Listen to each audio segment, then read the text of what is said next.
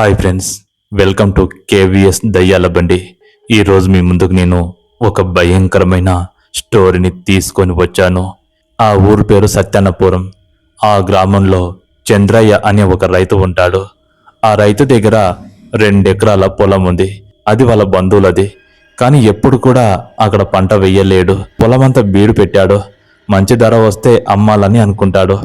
అర్ధరాత్రి పూట ఆ పొలం కాడికి ఎవరు పోరు. పగటిపూట కూడా ఆ పొలం కాడికి ఎవరు పోరు. అది వాళ్ళ బంధువులకు చెందింది. చంద్రయ్య ఇంకా ఆ పొలాన్ని అమ్మడానికి సిద్ధపడుతున్నాడు. అయితే ఆ పొలం గురించి ఆ ఊరు వాళ్ళందరికీ తెలుసు. ఆ ఊర్లో ఆ పొలంలో వాళ్ళ బంధువులైన చంద్రమ్మ అని ఒక ఆమె చనిపోయింది. ఆ పొలం ఆ చంద్రమ్మది. ఆమె చనిపోయిన తర్వాత ఆ పొలాలని పూడ్చిపెట్టారు. తర్వాత ఈ పొలం ఇంకా వీళ్ళ బంధువులకు వచ్చింది. అప్పటి నుంచి తను వ్యవసాయం చేయాలని చూసినా కూడా ఏ రోజు సరిగా పంట పండేది కాదు. అర్ధరాత్రి అయితే భయంకరమైన అరుపులు, ఏడుపులు వచ్చేవి. చంద్రయ్యకి ఇంకా అనవసరంగా ఆ పొలం దగ్గరికి వెళ్ళి ప్రాణాల పైకి తెచ్చుకోవడం ఎందుకు? ఆ పొలంలో ఏదో తిరుగుతుంది, ఏదో జరుగుతుంది. ఏదైనా మంచి రేటు వస్తే అమ్ముదామని చంద్రయ్య అనుకుంటాడు. పొలం గురించి ప్రకటన ఇస్తాడు.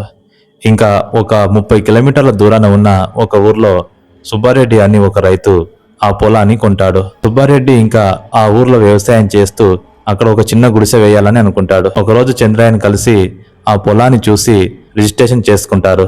ఇంకా ఆ పొలం ఊరికి చాలా దూరం ఉంటుంది. పొలం చూడడానికి బాగుంది. అక్కడే పక్కన రోడ్డు ఉంది. ఎప్పటికైనా మంచి రేటు వస్తుందని సుబ్బారెడ్డి కూడా అనుకుంటాడు. ఇంకా అప్పటి వరకు అక్కడ వ్యవసాయం చేయాలని ఆ పొలంలో ఆ చెట్లు అన్ని జేసీపీలు పెట్టి తీయిస్తాడు. అంతా సాఫ్ చేస్తాడు. అప్పుడప్పుడు వచ్చిపోవడానికి ఆ చిన్న ఇల్లు కట్టుకుంటాడు. ఇంకా సుబ్బారెడ్డి ఆ ఊర్లో ఆ పొలంలో వ్యవసాయం చేస్తూ ఉన్నాడు. సుబ్బారెడ్డికి అప్పటికే వాళ్ళ సొంత ఊర్లో 1 ఎకరన్నర పొలం ఉంటుంది. కానీ ఈ ఊర్లో ఆ పొలం చాలా తక్కువగా దొరకడంతో ఎంతకైనా మంచిది, ఫ్యూచర్లో రేట్ వస్తే ఇంకా బాగా డబ్బులు వస్తాయన్న ఉద్దేశంతో తక్కువ రేటుకు వచ్చిందని కొన్నాడు. ఇంకా అక్కడ ఒక చిన్న ఇల్లు కట్టుకొని ఆ పొలాన్ని ఇంకా ఊర్లో ఉన్న పొలాన్ని చూసుకుంటూ ఉంటాడు. ఇంకా రోజులు గడుస్తూ ఉన్నాయి. చంద్రయ్య మాత్రం ఇంకా సైలెంట్గా భూమి అమ్మేసి తనంతటా తాను ఉన్నాడు. ఇంకా సుబ్బారెడ్డి ఆ పొలాన్ని సాగు చేపించాలని అనుకుంటాడు. ఒకరోజు ట్రాక్టర్ పెట్టి దున్నిపిస్తాడు. అంత పొలమంతా సదును చేస్తాడు. ఇంకా అందులో మొక్కజొన్న పంట వేస్తాడు. మొక్కజొన్న పంట పెరుగుతూ ఉంది. ఆ పొలం ఊరికి చాలా దూరం ఉంటుంది. రాత్రిపూట సుబ్బారెడ్డికి పొలంలోకి వెళ్ళి నిద్రపోవడం అంటే అలవాటు. పొలానికి కాపలా కాయడం కూడా అలవాటు. ఇంకా ఇలా కొన్ని రోజులు చేస్తూ ఉన్నాడు. ఊరు వాళ్ళందరూ సుబ్బారెడ్డిని ఒక వింతగా చూసేవాళ్ళు. ఎవరు కూడా ఆ పొలం గురించి సుబ్బారెడ్డికి చెప్పేటోళ్ళు కారు. ఎందుకంటే చాలా రోజుల నుంచి పడవ ఉంది. మొత్తానికి ఇన్ని రోజులకు ఆ పొలం అమ్ముడుపోయింది. ఇంకా ఊరు వాళ్ళు కూడా ఆ విషయాన్ని మర్చిపోయారు. కానీ ఆ పొలంలో ఏదో తిరుగుతుందని భయం మాత్రం అందరికీ ఉంది. సుబ్బారెడ్డి కూడా ఇవన్నీ తెలియకుండానే కొన్నాడు. ఇక కొన్న తర్వాత ఇంకా పంట వేయాలని పంట వేశాడు. చంద్రయ్య ఇంకా సుబ్బారెడ్డి దగ్గరికి వెళ్ళి మామూలుగా మాట్లాడేవాడు. రోజులు గడుస్తూ ఉన్నాయి. మొక్కజొన్న చేను కాస్త పెరిగింది. అది ఒక అమావాస్య రాత్రి. మొక్కజొన్న చేను పెరిగి బుట్టలు పట్టే సమయానికి చేను దగ్గరికి కాపలా వెళ్ళాలి. అలా వెళ్ళాలంటే రాత్రిపూట పక్క వెళ్ళాలి. ఎందుకంటే పందులు వచ్చి ఆ మొక్కజొన్న చేనునంతా పాడు చేస్తాయి. ఆ ఉద్దేశంతో సుబ్బారెడ్డి తన దోస్తుగాని తీసుకొని ఒకరోజు పొలం కాడికి కాపలా వెళ్తాడు. అలా ఒక చెట్టు కింద వెళ్ళి అక్కడ మంట వేసుకొని కూర్చుంటారు. మాట్లాడుకుంటూ ముచ్చట పెడుతూ అలా కాలక్షేపం చేస్తూ మెల్లగా నిద్రపోయేవాళ్ళు. అలా కొన్ని రోజులు నడిచాయి. ఇంకా ఊరు వాళ్ళందరూ కూడా ఎవరంతలో వాళ్ళు ఉన్నారు. అలా ఇంకా 1 నెల గడిచింది. ఆ నెల గడిచిన తర్వాత ఇంకా మళ్ళీ ఆ పందుల కోసం మళ్ళీ ఇంకా పొలం కాడికి వెళ్ళాలని అనుకుంటాడు. ఆ ఊర్లో ఈ ఊర్లో అతనే చూసుకుంటాడు. ఆ రోజు సుబ్బారెడ్డి ఒక్కడే వెళ్ళాడు. పొలమంతా చాలా నిర్మానుష్యంగా ఉంది. ఆ రోజు నిండు అమావాస్య. అంతా చీకటిగా ఉంది. సుబ్బారెడ్డి ఒక్కడు టార్చ్ లైట్ వేసుకొని చేతిలో ఒక కర్ర తీసుకొని వెళ్ళి ఆ చెట్టు కింద మంట పెట్టుకొని కూర్చున్నాడు. అలా కాసేపటికి సుబ్బారెడ్డి పొలమంతా తిరిగేసి పందులు రాకుండా శబ్దాలు చేస్తూ పొలం దగ్గర వచ్చి కూర్చున్నాడు. అలా కూర్చొని ఆ చెట్టు కింద చెట్టువైపు చూస్తూ మెల్లగా నిద్రలోకి జారుకున్నాడు. ఇంకా నిద్రపోతున్న సుబ్బారెడ్డికి సరిగా అర్ధరాత్రి 1 తర్వాత భయంకరమైన ఏడుపుల శబ్దాలు వినబడ్డాయి. ఆ ఏడుపుల శబ్దాలు విని సుబ్బారెడ్డికి మేల్కు వచ్చింది. మేల్కొచ్చి చుట్టూ చూశాడు. చుట్టుపక్కల ఎవరు లేరు. ఏంది ఈ సమయంలో ఈ పొలంలో ఎవరు ఏడుస్తున్నారు అని అనుకుంటాడు. అలా లేచి పొలం చుట్టూ తిరుగుతాడు. ఎక్కడ ఏమీ కనబడదు. అలా తిరుగుతూ ఉంటే ఆ పొలంలోకి వెళ్ళేసరికి ఏడుపులు ఆగిపోతాయి. ఇదంతా భ్రమ అనుకొని మళ్ళీ వచ్చి చెట్టు కింద కూర్చుంటాడు. ఊరేమో దూరంగా ఉంది. సుబ్బారెడ్డి మళ్ళీ మెల్లగా నిద్రలోకి జారుకున్నాడు. అలా జారుకున్నప్పుడు ఈసారి ఏడుపులు ఇంకా భయంకరంగా వచ్చాయి. అవి కూడా దూరంగా కాదు, సుబ్బారెడ్డి పడుకున్న చెట్టుపై నుంచే ఆ ఏడుపులు వస్తున్నాయి. మేలుకు వచ్చింది. మేలుకు వచ్చి, ఏంది ఇలా ఏడుస్తున్నారేంటి? ఈ పొలంలో ఇంతకుముందు ఈ ఏడుపులు ఎప్పుడు రాలేవు, ఇంత భయంకరంగా వస్తున్నాయి ఏంటి అంటూ పైకి లేస్తాడు. అలా లేచి, ఎవరది, ఎవరైనా ఉన్నారా అంటూ చుట్టూ చూస్తాడు. అక్కడ ఎవ్వరు కనబడరు. మళ్ళీ పొలమంతా తిరుగుతాడు. తిరిగి వచ్చి చెట్టు కింద కూర్చుంటాడు. ఏందబ్బా, ఈ ఏడుపులు నాకే వినబడుతున్నాయా లేదా భ్రమనా? పొలాల్లోకి వెళ్ళేసరికి ఏడుపులు ఆగిపోతున్నాయి. మళ్ళీ వచ్చి పడుకున్న తర్వాత ఏడుపులు వినబడుతున్నాయి. ఏం జరుగుతుంది అంటూ అటు ఇటు చూస్తూ ఉన్నాడు. ఆ చెట్టుపైన ఒక ఆకారం కూర్చొని అప్పటికే ఉంది. కానీ సుబ్బారెడ్డి మేలుకైనప్పుడు ఆ ఏడుపులు ఆగిపోయాయి.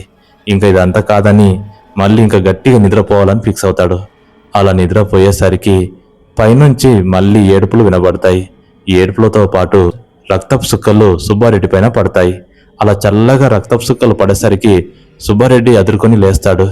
ఏంటి ఇంత చల్లగా పైన పడుతున్నాయి అంటూ పక్కన ఉన్న టార్చ్ లైట్ తీసుకొని ముఖం పైన పడిన ఆ రక్తపు చుక్కలని చూస్తాడు. చూస్తే ఇంకేముంది, అది రక్తం. ఏంది రక్తం ఎక్కడిది అంటూ అనగానే పైనుంచి ఘోరమైన ఏడుపులు వినబడుతున్నాయి. సుబ్బారెడ్డి ఒక్కసారిగా పైకి చూశాడు. అక్కడ ఏదో కూర్చున్నట్టుగా కనబడింది. సరిగా కనబడతలేదు. టార్చ్ లైట్ వేసి చూశాడు. అలా టార్చ్ లైట్ వేసి చూడగానే ఒక భయంకరమైన ఆకారం చెట్టుపైన కూర్చొని కాలు ఊపుతూ సిగలని విరబోసుకొని భయంకరంగా నోరు తెరిచి సుబ్బారెడ్డి వైపు కోపంగా చూస్తుంది. సుబ్బారెడ్డి ఆ ఆకారాన్ని చూసి గట్టిగా అరిచాడు. అది భయంకరంగా నవ్వుతూ చెట్టుపై నుంచి కిందకు దూకింది. అలా దూకగానే సుబ్బారెడ్డికి కాలు చేతులు వణుకుతున్నాయి. అసలు మాట్లాడలేకపోతున్నాడు. భయం చుట్టుకుంది. చెమటలు పడుతూ ఉన్నాయి. అది నవ్వుతూ మెల్లగా దగ్గరికి వచ్చింది. ఏరా, నా పొలం తీసుకొని నా పొలంలో పంట వేస్తావా? నీకెంత ధైర్యం రా? ఈ పొలం ఎవ్వరు తీసుకున్నా వాడు ఈ మట్టిలోనే కలుస్తాడు. ఈ పొలాన్ని వదిలేసి వెళ్ళిపో, లేకపోతే నువ్వు కూడా శవంగా మారి ఇక్కడే నాతో పాటు ఉండిపోతావు అని అనగానే చాలా భయపడతాడు. సుబ్బారెడ్డికి ఏం అర్థం కాదు. గజగజ వణుకుతాడు. ఎవరు నువ్వు, ఎవరు నువ్వు అంటూ భయపడుతూనే అది భయంకరంగా నవ్వుతుంది. అది అలా భయంకరంగా నవ్వుతూ, రేయ్, నీకు చెప్పాల్సిన అవసరం లేదు. ఈ పొలం నాది. నా పొలం గురించి చెప్పాల్సిన అవసరం నాకు అసలు లేదు. మర్యాదగా ఈ పొలం నుంచి వెళ్ళిపో. ఈ పొలం అంతా నాది. ఇక్కడ నేను ఒక్కదానే ఉంటాను. ఈ పొలం నాకు చెందింది. వెళ్ళిపోతావా? వెళ్ళిపోవా? వెళ్ళిపోకపోతే నిన్ను చంపేస్తా అంటూ అది భయంకరంగా అరిచింది. అరవగానే దూరంగా నిలబడి సుబ్బారెడ్డి గజగజ వణుకుతూ, ఈ పొలం నేను కొన్నాను, డబ్బులిచ్చి కొన్నాను అని అంటాడు. డబ్బులిచ్చి కొన్నా, ఇంకేమిచ్చి కొన్నా నాకు అవసరం లేదు. ఇంకొక్కసారి ఈ పొలంలో కనబడ్డావంటే నిన్ను చంపేస్తా, నీ ఊపిరి తీస్తా అంటూ అది ముందుకు వస్తూ ఉంది. సుబ్బారెడ్డి ఒక్కసారి అదిరిపడి కింద పడ్డాడు. వద్దు వద్దు, నన్ను ఏం చేయకు. ఈ పొలం వద్దు, ఈ పంట వద్దు, నేను వెళ్ళిపోతాను. తెలియక ఈ పొలం కొన్నాను, నన్ను క్షమించు అని అంటాడు. క్షమిస్తాను, కానీ వెళ్ళిపో. వెళ్ళిపోకపోతే మాత్రం నిన్ను వదిలిపెట్టను అని అనగానే ఇంకా సుబ్బారెడ్డి, ఈ ఒక్క పంట నేను పండించుకుంటాను. ఈ పంట ఎంతో డబ్బు పెట్టి వేశాను, పెట్టుబడి చాలా పెట్టాను, నాకు ఈ పంట కావాలి అని అనగానే దానికి కోపం వచ్చి, రే, చెప్పాను కదరా, పంట లేదు ఏమి లేదు. ఈ పొలంలో ఇంకొక పురుగు తిరిగినా నాకు నచ్చదు. వెళ్ళిపోకపోతే నేను వదిలిపెట్టను అని అనగానే సుబ్బారెడ్డి ఆ పంట వైపు చూస్తూ బాధపడుతున్నాడు. ఇంకా, రే, వెళ్తావా వెళ్ళవా అంటూ అది దగ్గరికి వచ్చి సుబ్బారెడ్డిని గొంతు పట్టుకొని భయంకరంగా ముఖంలో ముఖం పెట్టి అరిచింది. అలా అరవగానే ఆ రూపాన్ని అంత దగ్గరగా చూడగానే తనకు వణుకు పుట్టింది. వెళ్తాను వెళ్తాను, నాకు ఏది వద్దు, వెళ్తాను, వదిలేయ్ అని అరుస్తాడు. ఇంకా అతడు అలా అనగానే అది భయంకరంగా నవ్వుతూ అతని దూరం విసిరేసింది. వెళ్ళిపో, వెనుకకు తిరిగి చూడకుండా వెళ్ళిపో. వెనుకకు తిరిగి చూసావో రక్తం కక్కుకొని చేస్తావు, వదిలిపెట్టా అని అంటుంది. ఇంకా సుబ్బారెడ్డి అక్కడ ఉన్న కర్ర తీసుకొని ఆ గుంగురు పట్టుకొని ఊరు వైపు పరిగెడతాడు. పరిగెత్తి చంద్రయ్య ఇంటికి వెళ్తాడు. వెళ్ళి ఇంకా చంద్రయ్య తోటి జగడం ఆడతాడు. ఏరా, నీకెలా కనబడ్డాను? ఆ పొలంలో ఎవరో చనిపోయి దయ్యంగా తిరుగుతున్నారు. ఆ పొలం దాందంట. దాని పొలాన్ని అమ్మడానికి నన్ను మోసం చేస్తావా? నేను ఒక రైతునేరా. నేనెంతో కష్టపడి డబ్బులు పెట్టి కొన్నాను, నన్నే మోసం చేస్తావా అంటూ గొడవకు దిగుతాడు. చంద్రయ్య నోట్లో మాట రాదు. అది కాదు అంటాడు. ఏది కాదురా, జర్ర అయ్యుంటే అది నన్ను చంపేసేది. నా డబ్బులు మర్యాదగా నాకు ఇచ్చి నీ పొలం నువ్వు తీసుకో, లేకపోతే పోలీస్ కేసు పెట్టి బొక్కలు తోస్తాను అని బెదిరిస్తాడు. అప్పుడు చంద్రయ్య సైలెంట్గా ఉంటాడు. అదే రాత్రికి సుబ్బారెడ్డి భయపడి వాళ్ళ ఊరికి వెళ్తాడు. తెల్లవారుజామున ఆ ఊరు గ్రామ ప్రజలందరినీ ఒక దగ్గర రచ్చబండ దగ్గరికి రమ్మని అక్కడ పంచాయతీ పెట్టిస్తాడు. ఇంకా ఊరు వాళ్ళు కూడా అప్పుడు చెప్తారు, ఆ పొలంలో దయ్యం తిరుగుతుంది, కానీ ఇన్ని రోజుల నుంచి ఆ పొలం దగ్గరికి ఎవరు పోలేరు, మాకు ఎప్పుడు కనబడలేదు. ఇప్పుడు ఆ పొలం నువ్వు కొన్నావు కాబట్టి అది నేను ఆ పొలంలోకి రానివ్వట్లేదు. అందుకే ఆ చంద్రయ్య ఆ పొలాన్ని ఎవరికైనా అమ్మాలని చూశాడు. ఇప్పుడు ఆ దయ్యం మళ్ళీ వచ్చింది అని ఆ ఊరు వాళ్ళు కూడా చెప్పడంతో చంద్రయ్య కూడా ఇంకా ఆ విషయాన్ని దాచిపెట్టడంతో తీర్పు ఇంకా సుబ్బారెడ్డి వైపు చెప్తారు. చూడు చంద్రయ్య, అలాంటి పొలాన్ని ఎవరికి అమ్మోదని తెలియదా? అమ్మి చాలా పెద్ద తప్పు చేశావు.